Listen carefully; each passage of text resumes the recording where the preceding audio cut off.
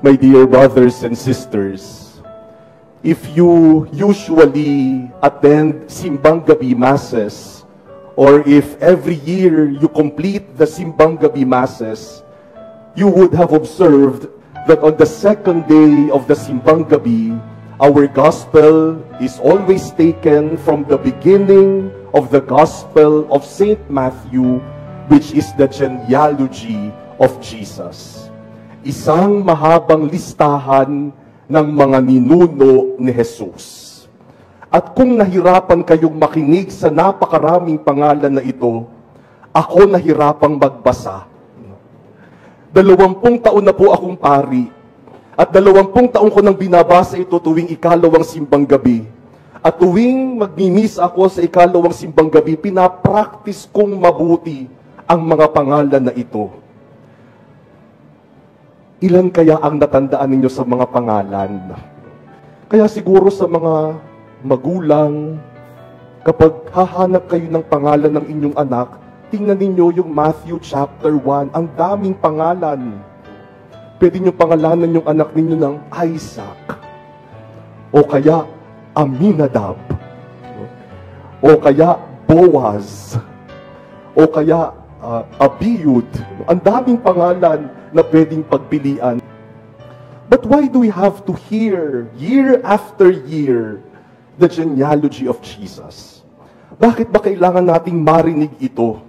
Ano ba ang sinasabi sa atin ng listahang ito ng mga ninuno ni Jesus?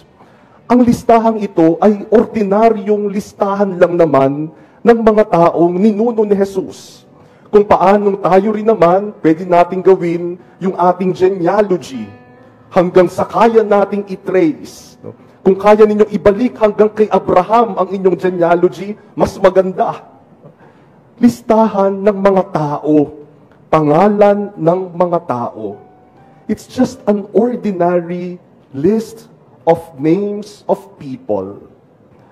In fact, some of them were famous. Si Abraham, si Isaac, si Jacob, si David, yan mga kilala. Pero marami sa kanila, hindi natin kilala. Sa katunayan, may ilan pa nga sa mga pangalan na narito na minsan hindi nabanggit sa Old Testament. The only time their name was mentioned in the Bible is in this genealogy. So bahagi pala ng mga ninuno ni Jesus ay yung mga taong kilalang kilala, pero mga taong hindi rin kilala, simpleng tao lang. Marami sa mga ninuno ni Jesus, mga banal. Pero marami din sa mga pangalan na ito ay mga makasalanan, mga hari na nagdala sa bayan ng Israel sa pagsamba sa mga Diyos-Diyosan. Si Haring David na nakiapid kay Bathsheba, ninuno ni Jesus. At kung iisa-isahin nga natin yung ilan sa mga pangalan dito, maraming kwento ang mabubuo batay sa mga pangalan ng ninuno ni Jesus. Katulad na lang ng narinig natin sa ating unang pagbasa tungkol kay Jacob. Si Jacob may 12 anak, the 12 tribes of Israel. Pero yung naging ninuno ni Jesus ay doon sa linya ni Judah. Si Judah ay hindi panganay sa mga anak ni Jacob. Usually, yung linya ay napupunta sa panganay na anak. Ang panganay na anak ni Jacob ay si Reuben. Pero hindi sa kanyang linya nang galing si Jesus. Hindi rin naman sa bunso. Ang bunsong anak ni Jacob, si Benjamin. At hindi rin dun sa paboritong anak ni Jacob, si Joseph. Joseph the Dreamer. Si Judah, na isa lang sa mga anak ni Jacob, ay hindi naman kilalang kilala. Pero sa kanyang linya, pinili ng Diyos, magmumula ang hari ng Israel, si Haring David, at ang tagapagligtas na si Jesus. Anong sinasabi sa atin ng mga pangalang ito ng mga ninuno ni Jesus? Pangalan ng mga tao. pero nagkaroon ng saysay ang kanilang pangalan at ang kanilang kwento dahil mula sa kanilang lahi, sa dulong-dulo ng kanilang lahi, dumating si Jesus. The story of Jesus' genealogy is the story of a God who entered into human history and human story. Kwento lang naman ito ng tao, pero ang Diyos pinasok ang kwentong ito at naging bahagi ng kasaysayan ng tao. Para iligtas tayo, ang Diyos pumasok sa kasaysayan ng tao para yung kasaysayan nating mga tao hindi na lang manatiling kasaysayan nating tao, kundi naging kasaysayan na rin ng Diyos. Ang kwento ng tao ay naging kwento ng pagliligtas ng Diyos. And so human history became history of salvation. And the story of our lives became the story of God's love and salvation. Pinasok ng Diyos yung kasaysayan ng tao. At yan po, mga minamahal na kapatid, ang gusto ng Diyos. God wants to enter into our human history, and God wants to enter into our personal stories. Gustong pasukin yan ng Diyos. Kung paanong pinasok niya ang lahi ni Abraham, gusto rin niyang pasukin ang ating kasaysayan at ang ating buhay. Gustong pumasok ng Diyos sa kwento ng inyong pamilya. Gustong pumasok ang Diyos sa kwento ng buhay ninyong mag-asawa. Gustong pumasok ng Diyos sa kwento ng ating pagtatrabaho at pag-aaral. Gustong pumasok ng Diyos sa business, sa economics, sa politics. Gustong pumasok ng Diyos sa ating mga pinagkakalibangan, sa ating mga hobbies. Gustong pumasok ng Diyos sa lahat ng aspeto ng ating buhay. Pinapapasok ba natin siya? How much of our lives do we give to the Lord?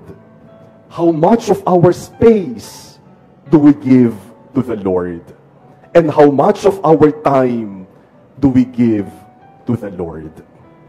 Gustong maging bahagi ng Diyos ng ating kasaysayan at ng kwento ng ating buhay. Sana papasukin natin siya, patuloyin natin siya para maging bahagi siya ng ating kasaysayan at kwento ng buhay. Kaya siguro nagkakandaloko-loko ang buhay natin kasi ayaw nating papasukin ang Diyos. May mga lugar sa buhay natin na isinasarado natin sa Diyos. Para sinasabi natin, O Diyos, panglinggo ka lang. Lunes hanggang Sabado, huwag ka nang makialam. Ibalato mo na lang sa akin yan. O Diyos, pangsimbahan ka lang. Huwag ka nang makialam sa nangyayari sa bahay namin, sa opisina namin, sa business namin. Amin na lang yan. Kaya gumugulo ang buhay ng tao. At kaya gumugulo ang kasaysayan ng mundo dahil ayaw nating papasukin ang Diyos. Ayaw nating bigyan ng bahagi ang Diyos.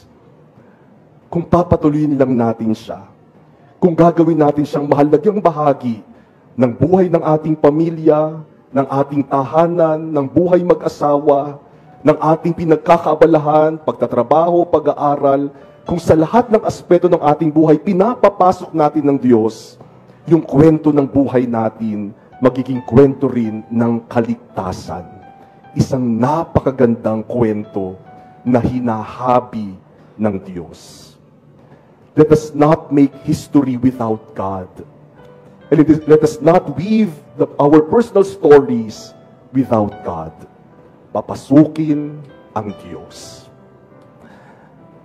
Alam po ninyo, isa sa mga characteristics, unique characteristics ng bahay ng Pilipino ay may mga bagay sa bahay ng Pilipino na parang hindi pwedeng mawala.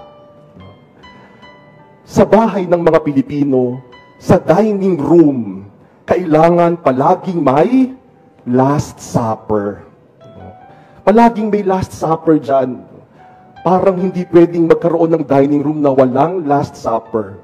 Sabi minsan nung isang kaibigan ko na nagpagawa ng bahay, sabi nung interior designer, hindi pwedeng maglagay ng Last Supper kasi masisira yung design.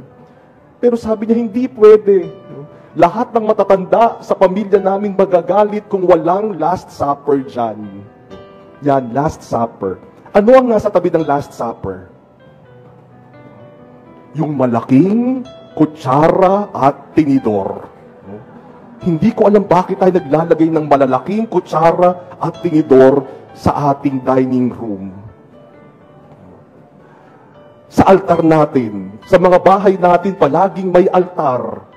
Ano ang makikita sa altar? May Santo Niño, may Nazareno, may Perpetual Help, at may malaking rosaryo. May malaking rosaryo na nabibili sa Baguio yan. Nasa mga bahay natin yan. Minsan nakakatuwa kasi dun sa altar, ang daming mga santong nandoon, pero meron ding Buddha. Meron din kung ano, mapuusaba yung gumaganon-ganon doon sa tabi ng pinaghalo-halo na. Minsan po naimbitahan akong magbasbas ng isang bagong bahay. At habang umiikot kami doon sa bahay, nagbe-blessing, namangha ako na naglaan sila ng isang kwarto para maging chapel sa bahay. Hindi lang isang sulok para maging altar, hindi lang isang lamesa, isang kwarto para maging chapel ng kanilang bahay. Sabi ko sa kanila, pwede niyo namang gamitin itong lugar na ito para sa iba pa. Pwede pa isang kwarto to. Bakit nyo sinayang para sa chapel? Sabi ng mag-asawa sa akin, Father, hindi yan sayang. Kwarto yan ng Diyos dito sa aming bahay. At yung kwartong yan, ang katiyakan namin na sa bahay na ito, kasama namin ang Diyos. May lugar siya sa bahay namin, may lugar siya sa buhay namin. That is what it means to give God a space in our lives. My dear brothers and sisters, Christmas is about God who wants to enter into human history and into our personal stories. Huwag nating kakalimutan, gusto ng Diyos na maging bahagi ng kwento ng buhay mo. And so allow Him to enter. Give Him space in your life. Because a human history without God will just be a story of defeat, of problems, of sickness, of death, and of damnation. But a human history with God will be a story of love, of mercy, of peace, and of salvation.